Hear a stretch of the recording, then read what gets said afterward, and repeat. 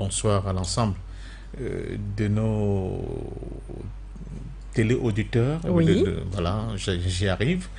À nos techniciens, à l'ensemble de tous ceux qui continuent de s'abreuver à cette excellente expérience, n'est-ce pas, cette merveilleuse odyssée qu'est For You Media et Radio TV, parce qu'enfin, ils ont de quoi pouvoir, en réalité, considérer qu'ils ne passent pas des après-midi ou bien des soirées inutiles.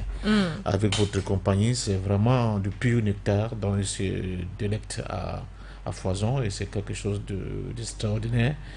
Avec les thématiques que vous nous proposez et la manière dont vous savez nous essorer tout au long de ces émissions, c'est une expérience pratiquement unique. Merci une fois de plus pour cette invitation. C'est un plaisir de vous recevoir. Mali, Burkina Faso, transition rectificative, qu'en est-il des défis sécuritaires et politico-historiques? La thématique de ce soir, et l'on démarre les hostilités juste après cette transition.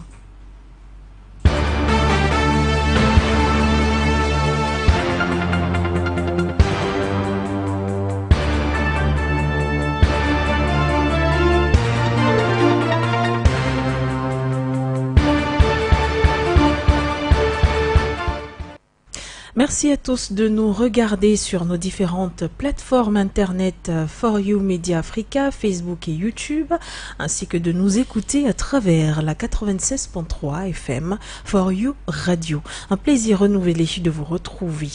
Eh bien, ce soir, comme vous l'avez compris, nous nous intéressons à deux pays assez intéressants, justement de par leur histoire, mais également des avancées qu'il y a dans ces différents pays. De quelles avancées est-ce qu'on parle? On va essayer de le voir justement avec Passion Parfaite d'Homme dans le cadre de cette émission Regard panafricain. Passion Parfaite d'Homme, d'entrée de jeu, peut-on réellement affirmer que les différentes transitions en cours actuellement au Burkina Faso ainsi qu'au Mali sont des transitions rectificatives? Oui, dans une certaine mesure, d'autant plus que ces deux pays ont ceci en commun, qu'ils faisaient face aux mêmes difficultés. Les difficultés premières étaient d'ordre sécuritaire, certes, mais les difficultés étaient aussi d'ordre économique, et bassement économique, c'est alimentaire. N'oubliez pas que ces deux pays sont des pays du Sahel. Ils sont tous deux dans la ceinture de feu de la bande sahélienne. Et ils font face à quelque chose sur lequel nous ne revenons plus beaucoup assez, c'est l'avancée du désert. L'avancée du désert crée des situations assez catastrophiques pour l'ensemble des populations de ces régions sahéliennes, parce qu'elle oblige des populations qui vivaient plus ou moins paisiblement il y a encore quelques décennies dans leur espace, de migrer. Donc d'abandonner leurs villages, d'abandonner les lieux où en réalité ils faisaient soit l'agriculture, soit l'activité pastorale. Et à partir de ce moment-là, vous avez une complexité avec ces déplacés intérieurs qui ajoute au le problème central qui est le problème de la misère, de la pauvreté, qui est consubstantiel carrément, n'est-ce pas, des États, surtout de précarés français qui sont dans cette sous-région. Et maintenant, cerise sur le gâteau, depuis quelques années, nous assistons à une poussée djihadiste terroriste qui met en mal même l'existence de ces États. Donc, à partir de ce moment-là, je crois que le corps social de ces deux pays s'est dit il faut trouver des solutions, parce que les solutions des institutions prétendument démocratiques qu'on nous a servi ne nous permettent pas de régler le problème dans le fond. Que ce soit le problème de l'insécurité à la fois économique et alimentaire, que ce soit le problème de l'insécurité tout court, c'est-à-dire la capacité de proposer, j'allais dire, de prémunir les hommes de cette tremblote permanente, j'allais dire, cette peur qu'ils ont dans le ventre concernant leur survie, leur vie au quotidien. Donc les populations ont eu l'impression que les différents pouvoirs qui sont arrivés là, par des élections plus ou moins contestables, n'étaient pas à leur place, ne permettaient pas de résoudre l'équation qui était en face d'eux. Donc, effectivement, on dit quand la nature ayant horreur du vide, ils ont commencé à chercher des solutions. Il fallait trouver des solutions. Et ils ont fini par trouver cette solution-là qui était quoi? Qui était premièrement leur mobilisation. Il fallait que ces populations comprennent que personne ne viendra faire leur bonheur à leur propre place. Ils se sont donc mis ensemble, ils ont commencé à travailler, je veux dire, les différents corps, la société à la fois de Burkina comme de Mali, et ils se sont dit, mais il faut qu'on trouve une solution pour qu'on soit de moins en moins dépendant des aléas extérieurs qui nous tombent comme ça sur la tête sans que nous soyons capables de répliquer, de réagir, n'est-ce pas, à ces contraintes du point de vue sécuritaire. Et donc j'insiste là-dessus. Que ce soit au Burkina, que ce soit au Mali, il faut voir la cadence, la résurgence des révoltes populaires qui contestaient l'ordre politique dominant et qui estimait que cet ordre politique, ces dirigeants de moment, et l'avenir nous a prouvé que c'était vraiment des dirigeants de moment, ne permettaient pas de leur donner l'assurance dont ils avaient besoin, de leur donner la sécurité dont ils recherchaient tant pour pouvoir vivre dans une paix relative dans l'espace dans lequel, bon, les accords, j'allais dire, la fameuse conférence de Berlin les avait confinés. Donc voilà la réalité. Donc cette réalité-là, on peut parler de rectification en pensant que de temps en temps, il y a un groupe de personnes, surtout des militaires, qui se mettent dans un coin et décident on va faire un coup d'État, appelons-le comme ça pour que tout le monde comprenne, pour prendre le pouvoir. Mais dans les deux cas, ce n'est pas exactement ça. En réalité, le fondement, j'allais dire, la trame de fond qui va donner naissance à ces situations de rectification, c'est le peuple qui n'en peut plus. C'est le peuple qui ne supporte plus d'avoir des dirigeants qui sont incapables d'apporter des solutions à leur inquiétude. Qui ne le comprennent pas. Voilà. Donc, et les différents régimes que vous avez cités tout à l'heure, vous voyez très bien qu'à la base, on leur fait confiance, on leur donne une période, n'est-ce pas, pour dire, essayons voir, et après on se rend compte que soit le gars il est incapable de trouver la bonne solution, soit le gars n'est pas à la hauteur des enjeux, c'était le cas de Damiba, parce que quand vous héritez d'une situation explosive comme celle de Burkina Faso, et vous venez dire aux gens, bon, écoute, moi j'ai ma coupe de champagne, si quelqu'un veut aussi boire sa coupe de champagne, qu'il fasse son coup d'état. Alors je crois que là, il était un peu toc-toc, quoi. Mais cela, historiquement, n'est que la conséquence de ces indépendances factices que nous avons eues.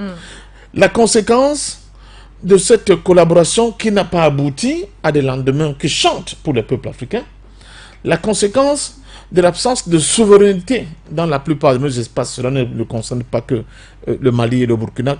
Pratiquement tout ce qui est considéré comme le précaré français fait face à ce déficit-là.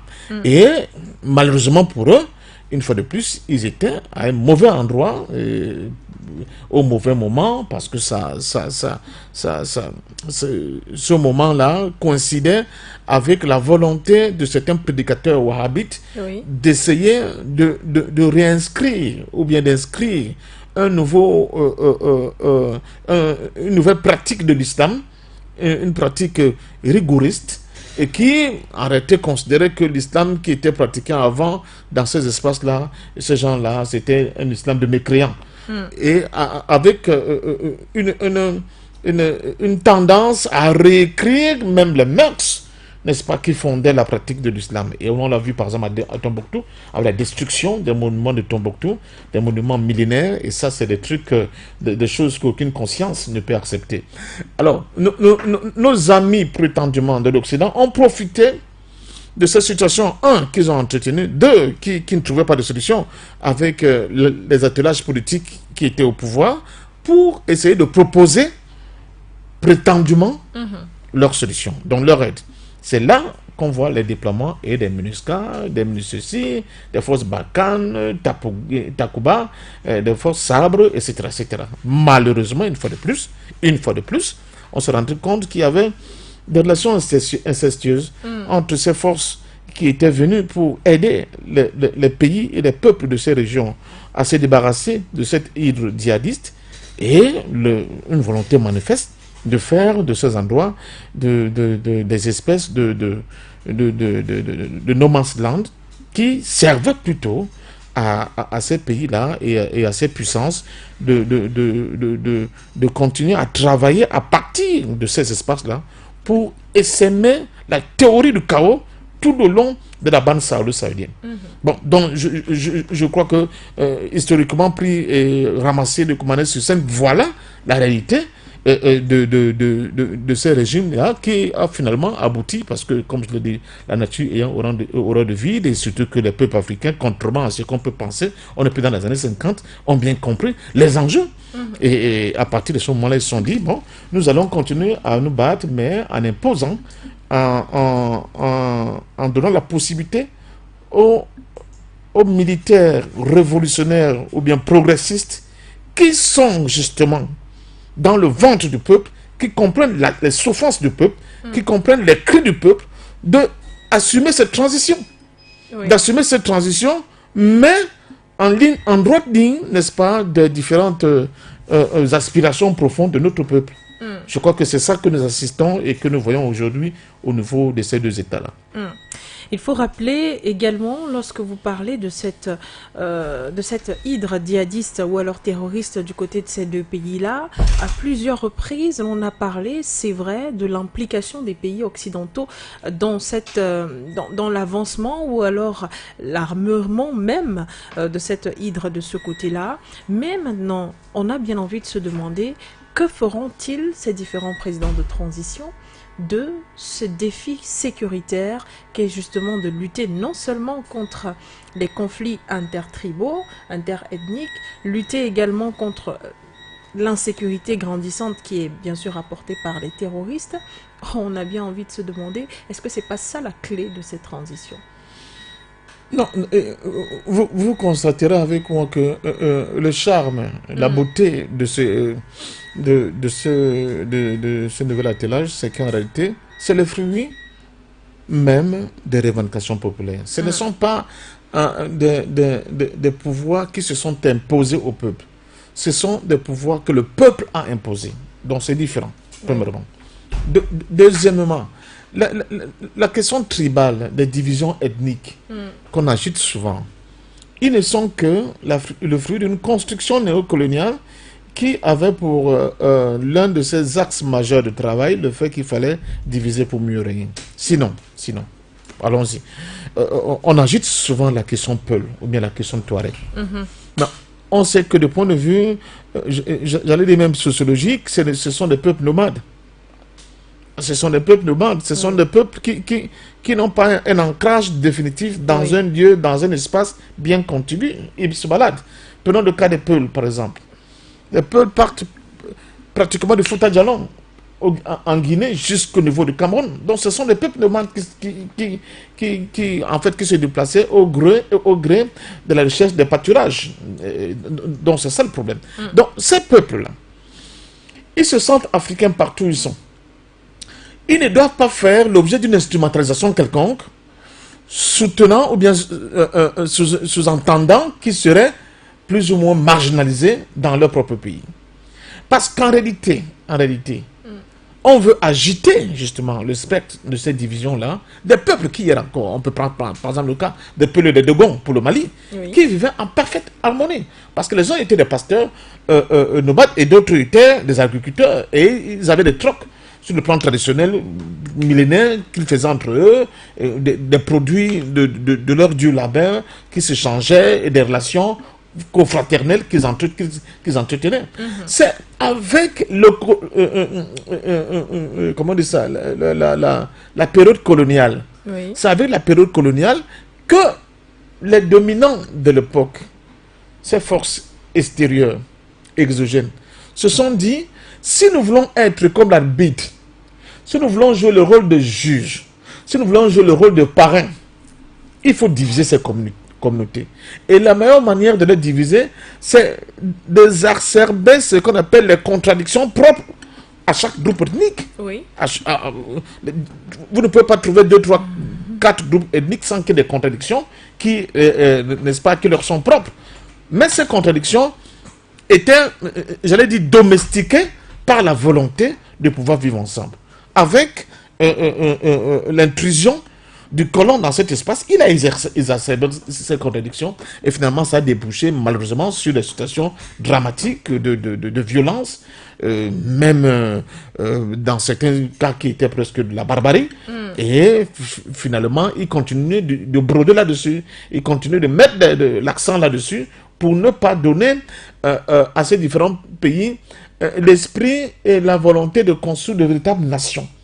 Parce que pour l'instant, c'est comme ils se disent, ce sont des amas de population, oui. Et ces amas de population doivent rester comme ça à vitam aeternam. Quand vous rentrez dans une certaine idéologie de construction d'une véritable nation, en disant nous sommes divers, mais cette diversité, au lieu de nous créer des problèmes, elle doit plutôt contribuer, n'est-ce pas, oui. à ce dynamisme dont nous recherchons tous pour le bien de nos populations. Et pour cela, laissez-nous tranquilles, laissez-nous seuls, laissez-nous libres d'avoir nos choix, de réfléchir à notre manière, de proposer des solutions à nos propres difficultés. Pourquoi vous immiscez dans nos propres contradictions et avoir pour volonté de les accentuer au point de créer des situations de chien-lit qu'on constate. Donc, voilà le fond du problème. Donc moi je crois sincèrement que ces pouvoirs-là, qui sont l'émanation profonde de la volonté du peuple, n'est-ce pas, de se doter des armes à la fois constitutionnelles, à la fois diplomatiques, à la fois politiques, pour résoudre les problèmes que j'ai énoncés en amont, c'est-à-dire les problèmes de survivance au quotidien, les problèmes économiques de cette pauvreté endémique et cette misère qui n'en finit pas, mais aussi des problèmes de sécurité des hommes et des biens, n'est-ce pas? Il faut régler ces problèmes et pour cela, ils ont fait confiance à des équipes heureusement jeunes, mais des équipes qui comprennent très bien, qui doivent en fait se donner à fond, remplir le sacerdoce, celui des hommes en armes qui ont pour vocation de protéger leur espace, leur population et permettre à ce que les hommes puissent vivre avec toute la quiétude nécessaire pour pouvoir continuer maintenant à se lancer dans les chemins de développement économique. Lorsqu'on parle du Mali, passion parfaite d'homme, on s'appuie beaucoup plus sur le retour aux sources, ou devrais-je dire la réécriture de l'histoire. Je le soulignais d'ailleurs tout à l'heure dans mon propos liminaire. Alors, s'il fallait revenir sur les différents points que vous avez cités tout à l'heure, est-ce qu'on ne peut pas affirmer justement que tout cela dépende de cette réécriture historique qui fera, puisqu'on parle de la réécriture historique, qui fera le nid d'une nouvelle vie politique, d'une nouvelle vie économique et certainement d'une nouvelle vie culturelle? Bon, oui, vous comprenez parfaitement. Bon, nous sommes ici à la radio, oui. Et on va profiter pour continuer de revenir sur ce que j'appelle les lieux communs.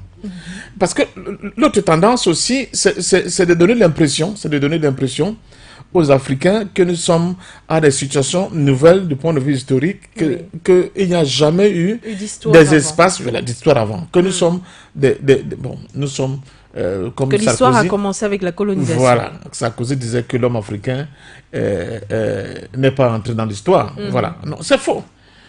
Il y a eu l'Empire du Mali dans cet espace. Il y a eu l'Empire Songhai dans cet espace.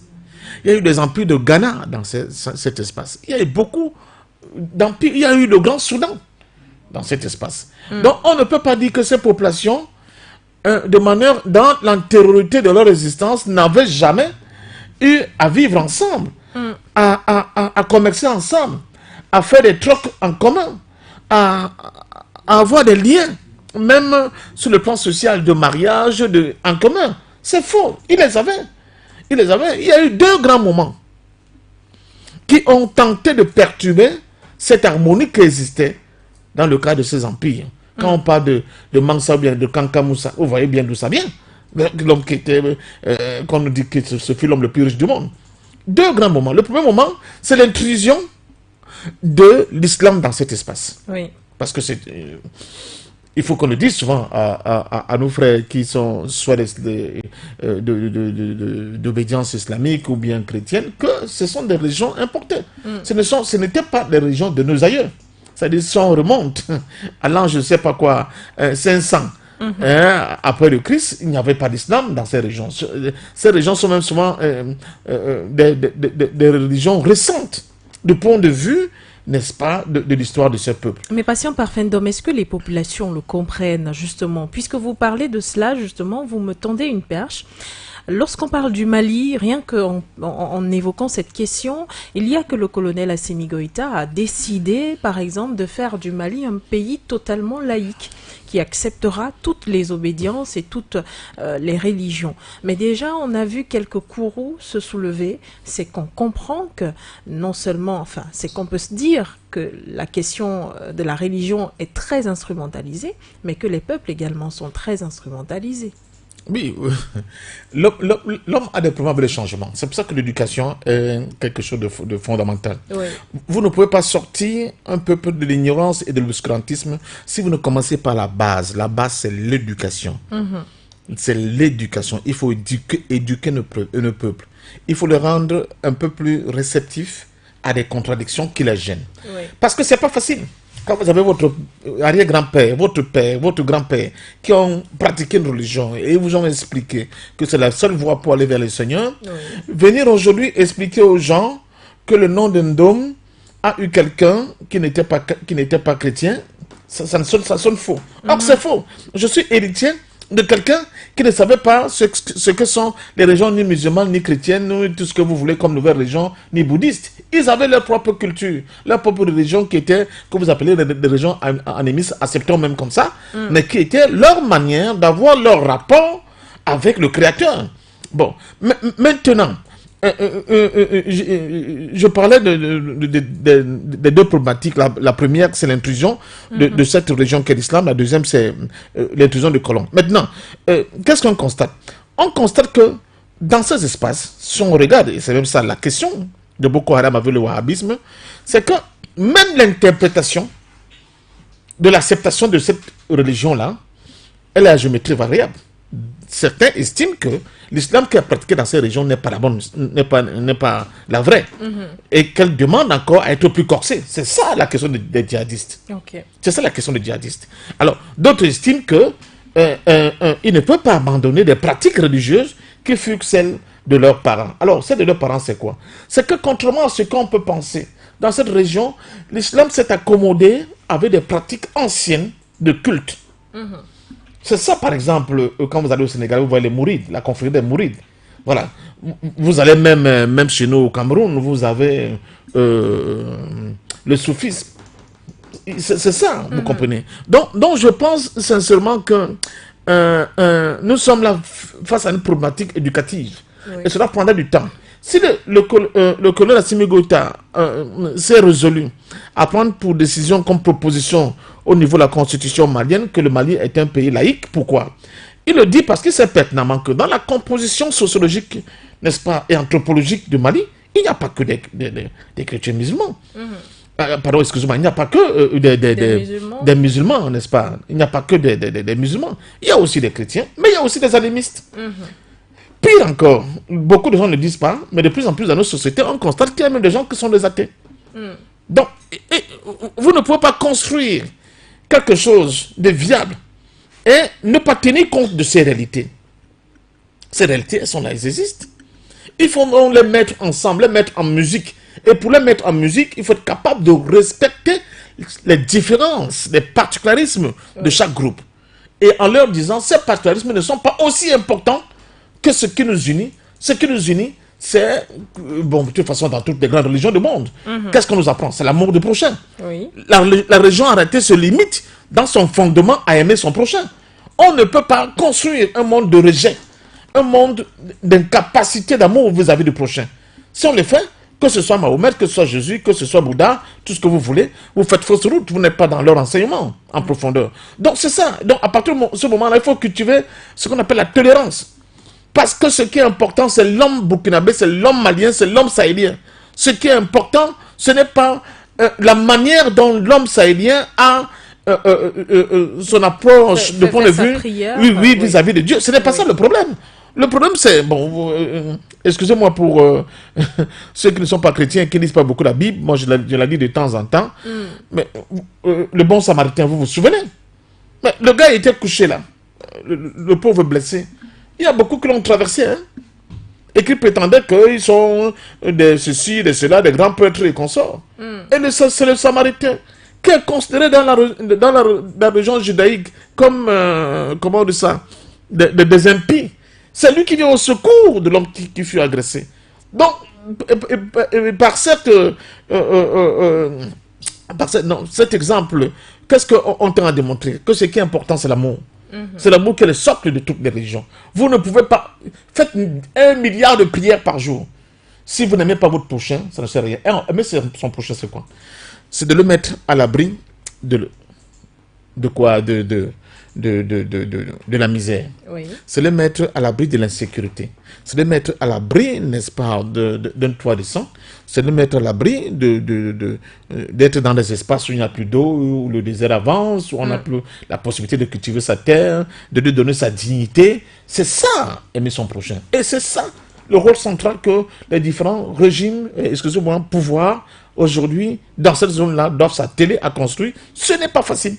Ce n'est pas du tout facile, d'autant plus que nous avons des ennemis qui iront avec beaucoup de gaieté de cœur pour, n'est-ce pas, continuer d'actionner dans ces zones d'ombre-là qui font malheureusement pour l'instant encore ce que j'appelle la ligne directrice de l'obscurantisme et de l'ignorance qui plombe toute velléité d'indépendance réelle de nos peuples et de nos États. Pour atteindre cette symphonie dont vous parlez, Passion Parfendum, il faut bien prendre en compte l'aspect historique. Tout à l'heure, on parlait de cet aspect historique, non pas pour dire qu'il n'y a jamais eu d'histoire, mais dire qu'il faut peut-être la réécrire à la manière africaine, où chacun comprendra justement où est sa place, comme ce que vous venez de mentionner tout à l'heure. Mais aussi, il y a l'histoire politique, il y a la qualité politique. À un moment donné, on a bien voulu parler d'une démocratie à la malienne. Est-ce que vous pensez, Passion Parfendum, qu'Assimi Goïta, le colonel actuellement président au Mali, pourra imposer cette forme de démocratie, justement, s'il fallait s'attacher à cette démocratie? Le fond de la question démocratique, quand on la pose, elle repose, à mon sens, sur 2 ou 3 variantes. La première, est-ce que le peuple est d'accord avec la manière dont vous avez décidé d'administrer cet espace, cette cité, si on peut l'appeler ainsi? Est-ce que le peuple est d'accord? Est-ce que les principales lignes fondatrices de votre démocratie reçoivent l'assentiment profond du peuple, premièrement? Deuxièmement, est-ce que cette ligne directrice, autant pour moi, règle le problème de fond, c'est-à-dire en mettant l'homme au cœur de ses préoccupations et donne la possibilité à l'homme d'émerger dans le sens du savoir, de la domestication de son espace, de la capacité pour cet homme de vivre mieux, de la capacité de cet homme de comprendre l'autre, de la capacité de cet homme de cultiver la tolérance et l'amour nécessaires pour mettre les gens en commun. Et enfin, on peut dire maintenant comment cet homme se projette à partir de son espace vers le futur.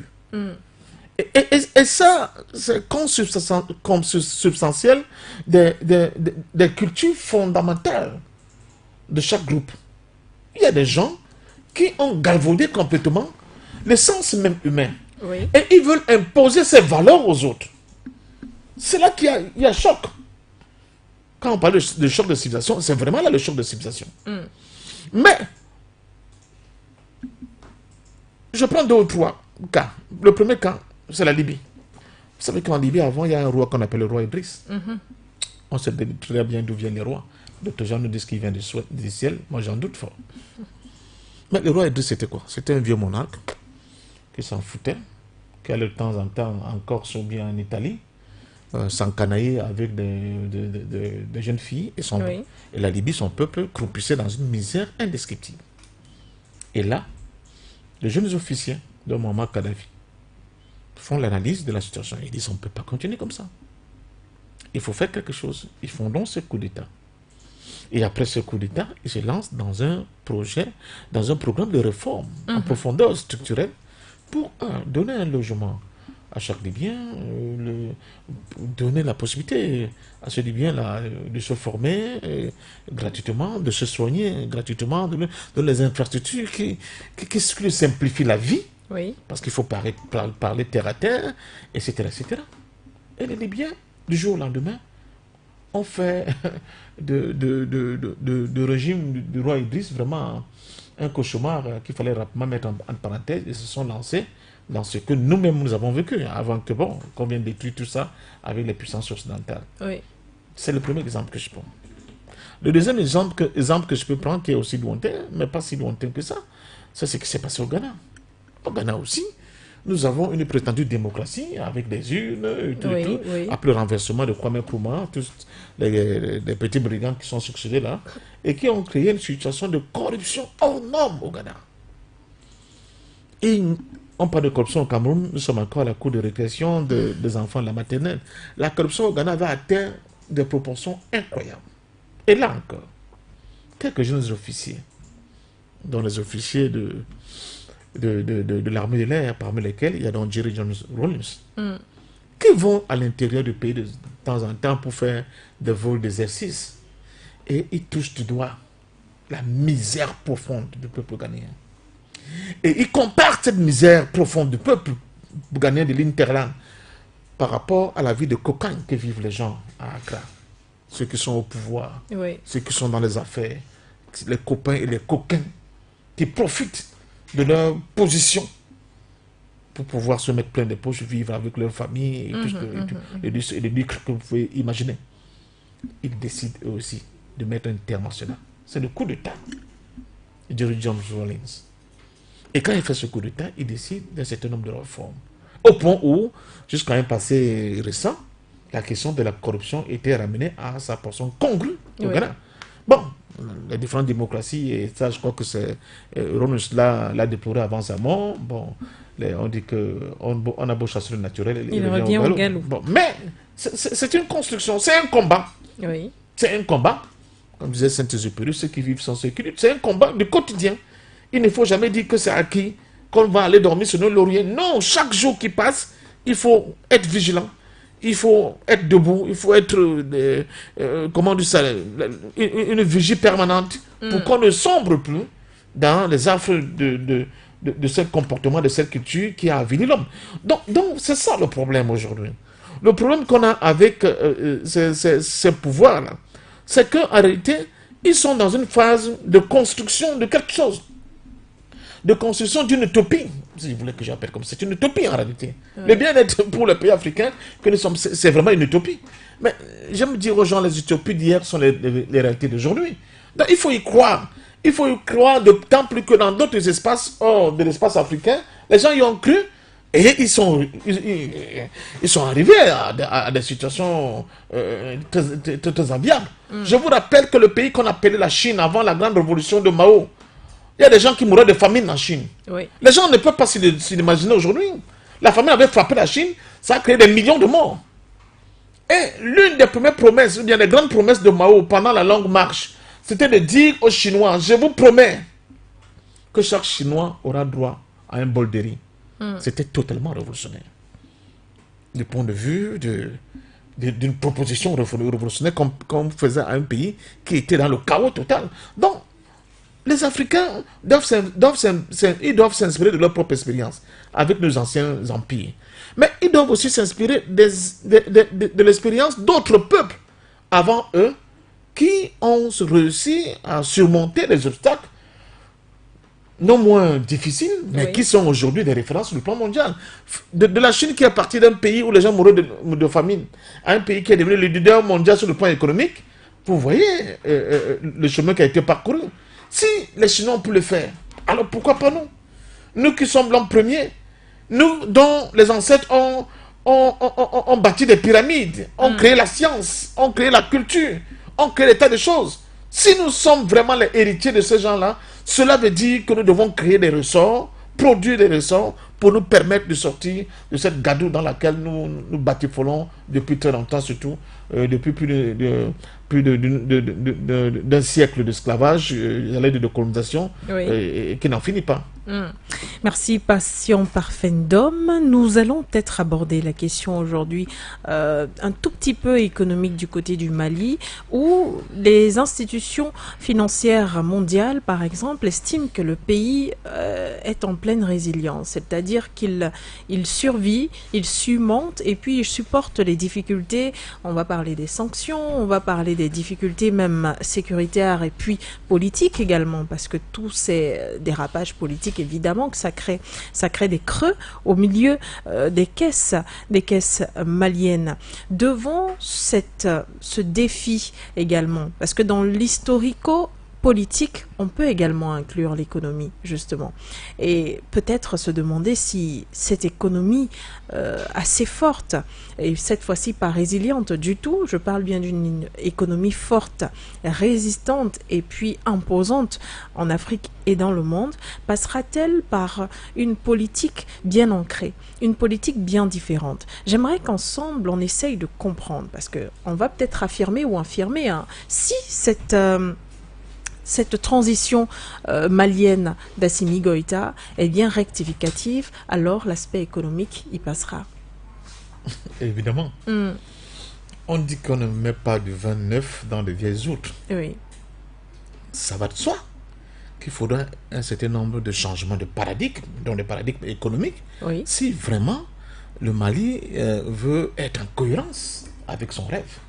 Le Mali ne pourra pas édicter un certain nombre de postures sur le plan politique, sur le plan civilisationnel, et ne pas être intimement lié avec de nouveaux fondamentaux économiques.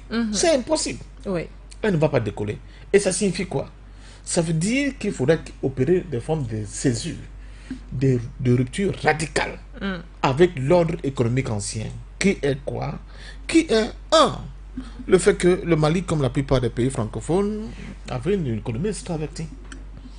On pénètre tout de manière brute, qu'on évacuait par le port de Dakar, d'Abidjan, de temps en temps même de Conakry, et on nous ramenait des breloques.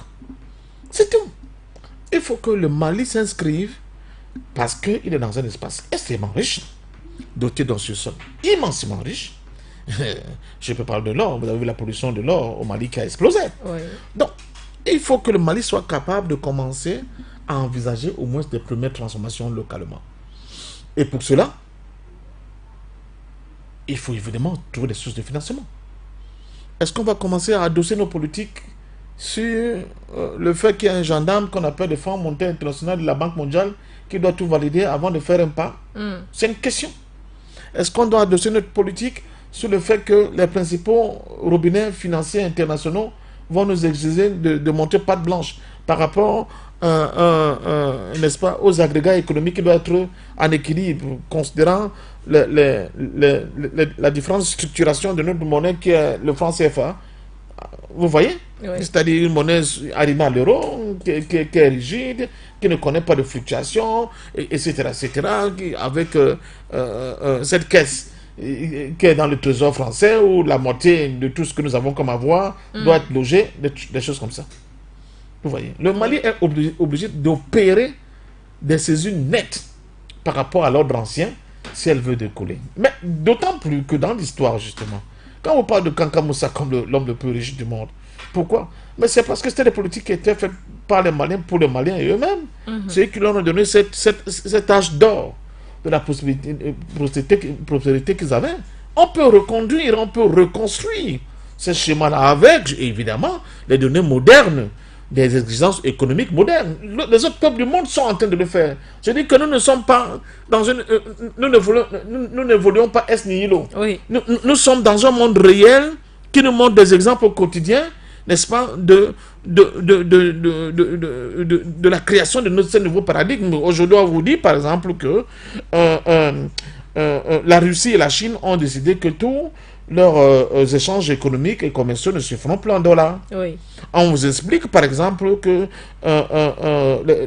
l'Arabie Saoudite et l'Iran qui vient de renouer leur rapport disent que les échanges ne se feront plus en dollars. Donc il y a un basculement. Il y a des amis. On n'arrête pas le progrès. Il faut toujours inventer de nouveaux rêves pour donner des solutions à votre propre peuple pour qu'ils vivent mieux. Et ça, le Mali ne pourra pas faire l'économie de ces ruptures radicales. Le Mali ne pourra pas en faire l'économie. Il sera obligé, s'il veut être en cohérence vis-à-vis de sa propre vision, de poirer certaines ruptures. Elles seront douloureuses, parce que ce n'est pas facile de jour au lendemain comme ça, d'opérer ces césures, mais c'est la voie royale. Si on veut être libre, appliquer notre propre politique, avec notre propre vision, avec le cadre constitutionnel donné nous-mêmes, il faudra obligatoirement passer par là. Mais, je rappelle, parce qu'il y a les oiseaux de mauvaise augure à la moindre petite difficulté qui vont dire, ah, vous avez vu, ça a commencé. Non, il faut bien qu'on se dise que le monde nouveau sera plus un monde où chacun est dans un confort douillet, mais où les gens affrontent la réalité de la vie avec ses difficultés, ses plus et ses moins, ses échecs, ses douleurs, ses chutes et ses relèvements. C'est ça la vie naturelle de tout être humain, et je pense que nos États doivent être préparés à affronter cette réalité-là. Passion parfaite d'homme, nous allons nous appesantir sur l'aspect sécuritaire, puisqu'on a abordé la question historique. Je rappelle que puisqu'on parle du Mali et du Burkina Faso, ils sont des frères assez liés. Alors les dissocier, ce n'est pas toujours évident. On parle aujourd'hui d'un capitaine Ibrahim Traoré, à qui on prête une jeunesse peut-être naïve ou encore une jeunesse assez avertie. On a en face de nous un capitaine qui se retrouve peut-être en face des défis sécuritaires un peu plus élevés que ceux à quoi il pouvait s'attendre. Parce que chacun de ces chefs d'État avant lui, ou alors président de transition, s'était donné pour mission de redresser justement l'aspect sécuritaire, de rendre au peuple sa souveraineté, de restituer les institutions de l'État, ou encore de restituer, je dirais, de donner une indépendance véritable et parfaite aux différents peuples. Qu'est-ce qui donne aujourd'hui cette force d'espoir en la personne du capitaine Traoré, en ce qu'il pourrait être cet homme-là, qui viendrait rectifier les différentes transitions, en termes de décision, en termes d'agissement? C'est vrai, vous direz qu'il ne fait pas la navette dans les pays occidentaux, comme Damiba l'a si bien fait. C'est l'une des choses qu'on lui a beaucoup reproché, de s'afficher avec les chefs d'État occidentaux, d'être très adoubé et tout ce qui allait avec. Le capitaine Ibrahim Traoré est replié sur lui-même. Semble-t-il, il se concentre sur la situation sécuritaire, sur la situation burkinabé. Mais je pense que fondamentalement, c'est son rôle. Il est militaire. Et il est militaire qui a hérité d'un espace, d'un pays qui est complètement dans une insécurité hors norme. Oui. Bon. Les dernières attaques ont fait près de 53 morts. Voilà. Donc, le moins qu'on peut se dire, ce qu'on attend de lui, c'est de faire travailler son génie pour endiguer cette menace sécuritaire. Et on n'attend pas de lui d'aller faire les grands discours à Londres, à Washington, à Paris. C'est pas ça. On attend de lui de pouvoir trouver des solutions avec ses frères d'armes pour endiguer cette menace sécuritaire. Et il a hérité d'une situation assez catastrophique quand même. Pire encore. Sur le plan économique, très catastrophique. Pire encore. L'un de ce débouché par excellence sur la mer, vous savez, le commerce, ça se fait beaucoup plus par la mer. Oui. La Côte d'Ivoire n'est pas dans des conditions de compréhension de l'exigence nouvelle au niveau de Burkina Faso, parce que c'est un pays de l'interland. Au contraire,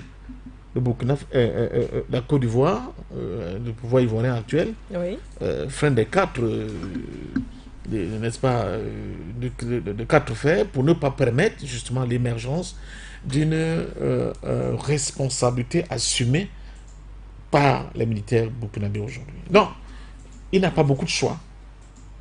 Il n'a pas beaucoup de choix. L'appel que je lance à l'ensemble des Africains et des pays africains, c'est de dire allez au secours du Burkina Faso. C'est maintenant que le Burkina Faso a besoin de notre fraternité, de notre solidarité. C'est maintenant. Parce que ces jeunes-là, ils font ce qu'ils peuvent. Ils sont déterminés. Ils peuvent compter sur le soutien de leur peuple. Mais ce soutien n'est pas suffisant. Il faut qu'on crée un bouclier autour du Burkina Faso aujourd'hui pour lui donner les chances de pouvoir venir à bout, n'est-ce pas, de cette hydre qui est instrumentalisée à l'extérieur et qui a pour fonction de détruire toute velléité de souveraineté au niveau de ce pays-là. Le Burkina Faso, ne l'oublions pas, sous Blaise Compaoré, était le point névralgique de toutes les barbouzeries au niveau de la bande sahélo-saharienne. Tous les leaders de ces groupes djihadistes-là, ils étaient pignons sur eux à Ouaga. On les voyait dans les hôtels de Ouaga, monter et descendre. Ils avaient toute la couverture possible. Ils n'étaient inquiétés par personne. C'est ça qui gêne aujourd'hui. Quand on voit un média comme France 24 ouvrir, n'est-ce pas, son espace, ses micros, à des leaders djihadistes. On ne comprend pas au moment où le Burkina Faso est menacé. Faire la promotion de djihadistes à travers des réseaux qu'ils ont domestiqués au niveau de l'Afrique de manière exclusive, quasi exclusive. Cela s'apparente, n'est-ce pas, à une espèce de trahison, si nous étions des amis, mais surtout de promotion de l'insécurité et des agents qui font semer l'insécurité au niveau de Burkina Faso. Cela n'est pas acceptable. C'est pour ça que c'est la raison pour laquelle nous comprenons évidemment la décision de Burkina Faso, d'Ibrahim Traoré et son gouvernement de suspendre France 24 sur son sol. Parce que ce sont des agents de la propagande ennemie contre le peuple de Burkina Faso. Donc maintenant je dis, sur le plan sécuritaire, je pense qu'à côté, avec ce que fait le Mali, le Burkina Faso a un exemple qui marche. Je suis convaincu qu'ils vont se tourner du côté du Mali pour essayer de nouer des coopérations militaires assez importantes pour les aider à endiguer au minimum cette résurgence de l'insécurité dans leur propre sol. Mais, ça ne sera pas suffisant. Ça ne sera pas suffisant sans une mobilisation. Le Burkina Faso n'a pas suffisamment le soutien de la communauté sous-régionale. Non, il faut une mobilisation. Vraiment une mobilisation tout azimut de l'ensemble des pays africains pour venir en aide et au Burkina Faso et aux peuples qui se battent dans cette bande sahélo-sahélienne pour venir à bout, n'est-ce pas, de cette opération de déstabilisation de cette sous-région. Il faut absolument le faire. On ne doit pas regarder ces gens se battre seuls en disant « Ah, ils ont dit qu'ils ont pu, qu'ils vont le faire. Regardons les voir. » Non, c'est pas comme ça que ça marchera. Ça marchera quand on verra de temps en temps tel pays, je ne sais pas, l'Angola, dire au Burkina Faso « Ok, je vous envoie 20 chars. Regardez ce que les Occidentaux sont en train de faire avec l'Ukraine. Mais regardons. Je dis qu'il faut aussi s'inspirer même de ses propres ennemis. Tous les pays occidentaux, ils envoient des obus, ils envoient des chars, maintenant ils en sont aux avions. Je me demande ce qu'ils attendent, n'est-ce pas, pour qu'on donne aussi des codes nucléaires à M. Zelensky, ce comédien. Mais chez nous, c'est à peu près chacun pour soi. Ou bien alors, les gens le font, ils ont peur de ne pas fâcher, n'est-ce pas, l'oncle Sam et ses copains, mais qu'ils le fassent au moins, qu'on sente que j'allais dire, l'armée burkinabé se muscle. Il faut leur envoyer ce dont ils ont besoin pour pouvoir mieux résister. C'est ça, c'est comme ça que ça marche. Sinon, la solidarité dont on parle, l'union dont on parle, c'est rien du tout. Ça n'a aucun sens. Les institutions comme l'Union africaine devraient peut-être se pencher sur ce cas qu'est le Burkina Faso. On a vu l'Union africaine s'insurger lors des manifestations récurrentes, par exemple du côté du Kenya, à Nairobi, après qu'un seul citoyen kényan ait été blessé lors des manifestations. Peut-être qu'on attend également, c'est ce que vous essayez de dire, des attitudes ou alors des rétorcations un peu plus fortes de ces institutions africaines. Princesse, vous avez totalement raison.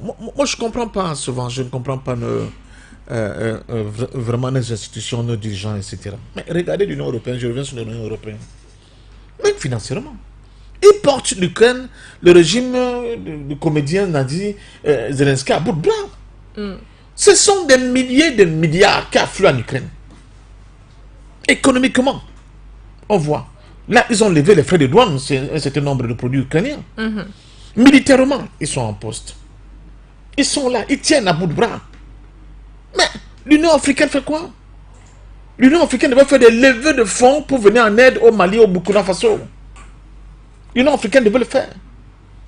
Il devait avoir une mobilisation tout azimut, comme au temps de l'apartheid. Il fallait qu'on puisse instituer une véritable ligne de front pour contrer la menace terroriste et djihadiste dans la bande saoudienne. Mais on ne le fait pas. On regarde ça comme de simples spectateurs. Il fallait même mobiliser les opinions africaines pour venir au secours du Burkina Faso. Pourquoi ne le faisons pas? C'est-à-dire, regardons l'Union européenne, regardons l'OTAN. Regardons l'Occident, comment il se comporte vis-à-vis de l'Ukraine. Et pourquoi pas nous? Ne sont-ils pas frères? Ce ne sont pas nos frères qui meurent? On n'arrive pas à copier le bon exemple. Et alors, cette dizaine de morts par jour, c'est pas des Africains, c'est pas nous, c'est pas notre sang. Alors, je ne sais pas avec quelle langue il faut le dire, mais on voit l'Union africaine réagir sur des situations qui se passent à des milliers de kilomètres de notre continent, en se posant la question, mais en quoi sont-ils vraiment concernés? S'ils ne peuvent pas être concernés par ce qui se passe dans leur cuisine immédiate. Ça repose la question de notre souveraineté, princesse. Je pense que nous avons des États qui ont des souverainetés factices. Factices, encore à définir. Parce que nos souverainetés, je le dis sur Radio For You Media, et elles sont encore extrêmement discutables. Elles sont discutables parce qu'elles ne donnent pas la mesure des enjeux actuels et les capacités en termes de réponse de pouvoir apporter des solutions pour justement faire de nous des hommes que les autres peuples du monde regarderaient avec beaucoup d'admiration. Avec beaucoup d'admiration. Eh bien, nous en aurons bientôt terminé. Passion parfaite d'homme. Parler de l'entourage aujourd'hui du capitaine Ibrahim Traoré serait peut-être juste ou alors objectif. Peut-on dire qu'il est suffisamment bien entouré? Beaucoup reviennent sur la jeunesse de ce capitaine comme s'il s'agissait d'un défaut. Mais d'autres observateurs avertis aimeraient bien voir plutôt en cela un gros avantage qui permettrait de faire une sorte de rétrospection et de se dire voilà ce que les aînés ont fait et moi qui suis jeune, voilà ce que je pourrais peut-être faire accompagné de certains. On a vu par exemple un entourage, je dirais, assez sage. Je ne sais pas si c'est le cas pour vous également. Est-ce qu'on peut penser que le capitaine Ibrahim Traoré est bien entouré? Je ne parle pas je ne dis pas militairement parlant. On ne va pas parler aujourd'hui de la dissonance au sein de l'armée burkinabé, car on voit bien qu'aujourd'hui, il navigue sur les mêmes vagues comparé à l'époque de Damiba. Est-ce qu'on peut le dire quand même sur le plan politique? Moi, je suis toujours gêné quand les gens, face à des situations, des problèmes qui nous tiennent à la gorge, essaient de ramener la question sur le débat des âges, des choses comme ça. Oui. Bon, on peut être un vieux et prendre la mesure des difficultés de son pays et être un progressiste. On peut être un jeune et être complètement vidé de la substance essentielle qui fait de quelqu'un un homme et être un réactionnaire et embrasser des cultures de caniveau et vice-versa. Hein. Mais en même temps, je ne suis pas de ceux qui pensent tout le temps que la jeunesse va de 7 à 77 ans. C'est pas vrai. Je pense qu'après 35 ans, il faut commencer à se dire qu'on est vieux. Qu'on est vieux. Mais la vieillesse n'est pas un critère d'idiotie ou bien de manque d'engagement ou bien de manque de patriotisme. Non, faux. Moi, je vois d'autres jeunes qui se déploient dans l'espace social et politique. Oui. Je pense, mon vieux père qui est parti, il était encore plus utile que ces jeunes-là. Moi, je le dis sincèrement. Bon, donc, c'est pas ça le problème. Deuxièmement, n'oublions pas que le Burkina Faso, sur le plan historique, n'est pas un pays vierge. Il y a quand même eu des prédécesseurs au capitaine Ibrahim Traoré, je pense au capitaine Thomas Sankara, Oui. qui ont sémé. Donc on peut revenir sur leurs recettes pour pouvoir avancer. D'autant plus qu'ils sont aujourd'hui pris un exemple partout dans le monde entier, comme des gens qui, ayant fait l'analyse de leur propre situation, ont décidé à partir de leurs propres moyens, de manière endogène, de proposer des solutions de dignité pour se sortir de la misère. C'est possible. Mais nous sommes dans un monde qui a évolué aussi, qui va vite. Il y a des coopérations gagnant-gagnant aujourd'hui qui peuvent vous permettre de faire ce que j'appelle des pas qualitatifs, sans attendre que vous soyez capable de digérer, n'est-ce pas, le gap qui vous sépare d'une époque ou bien d'une situation à une autre. Vous pouvez le faire aujourd'hui. Je vais vite, mais je crois que ceux qui nous comprennent. Donc, le Burkina Faso aujourd'hui a des possibilités à partir de son historique case, de gens comme Thomas Sankara, de pouvoir se dire on va s'appuyer sur cet héritage, on va s'adosser sur cet héritage pour nous propulser de l'avant. Donc, ils ont déjà quelque chose. Oui. Ils ne partent pas de rien. Premièrement. Deuxièmement, ils ont autour d'eux, n'est-ce pas, l'expérience malienne. Ils ont autour d'eux l'expérience centrafricaine avec le président Faustin Archange Touadéra. Ils ont ces expériences. Ils peuvent piocher ça et là pour pouvoir résoudre des problèmes internes chez eux. Et c'est possible. Ils peuvent nouer des accords avec de nouveaux partenaires. Il y a l'Inde aujourd'hui, il y a la Russie, il y a la Chine, il y a le Brésil, Oui. il y a l'Iran. Il y a beaucoup de pays aujourd'hui qui proposent des recettes nouvelles avec moins de contraintes que la finance internationale pour résoudre des problèmes endogènes que nous avons. Mais cela demande quoi? Ça demande tout simplement un sens de patriotisme très élevé, de discipline hors pair. On n'arrive pas à ces résultats-là en se la jouant à la Saint-Glinglin. C'est pas possible. C'est maintenant, c'est tout de suite. On se coltine dans la tâche, on le fait de manière décisive. Et les prémices, n'est-ce pas, de l'activité du capitaine Ibrahim Traoré me laisse penser qu'il est sur cette voie-là.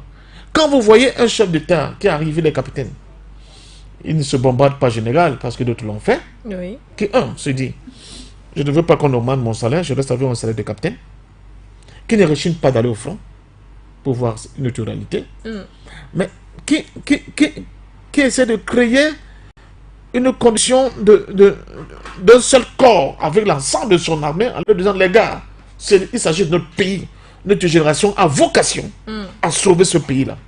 Et nous sommes prêts à aller au sacrifice. Et Dieu seul sait que ces gars se sacrifient vraiment. Ils ont sacrifié toute leur jeunesse, ils ont sacrifié tout leur avenir, ils ont sacrifié plein de projets, de rêves, et tout cela pour que les gens, souvent qui les critiquent, et là j'ai été aussi content de voir que apparemment avec lui ça ne se discute pas beaucoup. Si vous êtes très critique, ah bon, c'est facile, bon, on te donne une arme, on t'envoie au front, tire 2 fois pour voir ce que ça fait. Parce que sinon, la critique est facile. Vous avez face à vous une hydre qui est, comment dire ça, financier, qui a une logistique hors pair, qui a des renseignements hors pair, qui tue les gens au quotidien. Et au lieu d'être complètement derrière, soutenir, jouer les tuteurs de cette jeune armée qui se bat, il y a encore des gens au Burkina Faso qui osent faire la critique pour la critique. C'est inacceptable. Donc je pense que ce gouvernement-là a du répondant. Il a une histoire. Il a des références, c'est le cas de Thomas Sankara et de ses copains, mais il est aussi issu d'un grand peuple. Le peuple burkinabé, on ne dit pas assez, est aussi un très grand peuple. Et je pense que l'ensemble de ces valeurs, de l'ensemble de ces données et de ces références, de ces variables permettront justement la construction d'une véritable armée du peuple au Burkina Faso et qui sera faire jonction, j'allais dire, avec ses frères maliens et même pourquoi pas du Niger et plus tard de Guinée-Conakry, pour former un acte de résistance panafricaine, un acte de résistance patriotique pour permettre justement au peuple de cette sous-région d'être fier, d'être digne, de vivre en libérant le génie qui est le leur, parce que je peux vous le dire, si on laissait cette région-là en paix, vous allez voir le génie africain s'exprimer à travers, n'est-ce pas, les capacités des populations de cet espace-là, de cueillir la lune, si vous voulez que je le dise ainsi. Et c'est ça, justement, qu'on ne veut pas qu'ils démontrent aujourd'hui. C'est pour cela qu'on les a fourgués, ce terrorisme, djihadisme-là, qui les empêche d'entretenir et de fabriquer leurs rêves. Merci infiniment, Passion Parfaine d'Homme, pour ces différentes analyses dans le cadre de cette émission Regard panafricain. Nous parlions des différentes transitions du côté du Mali et du Burkina Faso. Sont-elles des transitions rectificatives au vu de l'histoire que l'on a bien fait de mentionner en un ramassis, voilà, pour nos téléauditeurs. Maintenant, qu'en est-il des situations, des défis sécuritaires et puis historico-politiques dans ces deux différents pays? On a essayé d'apporter des réponses à ces différentes interrogations. Un mot peut-être pour décrire ces différentes transitions, mais beaucoup plus ces différents chefs d'État. Laissons les transitions et parlons des hommes. Ah oui, souvent les hommes sont le feu de leurs époques, disait quelqu'un. Je crois que quel qu'en soit, c'est la tâche qu'on va découvrir l'homme. On connaît le maçon au pied du mur. Au pied du mur. Et ils vont se dévoiler progressivement.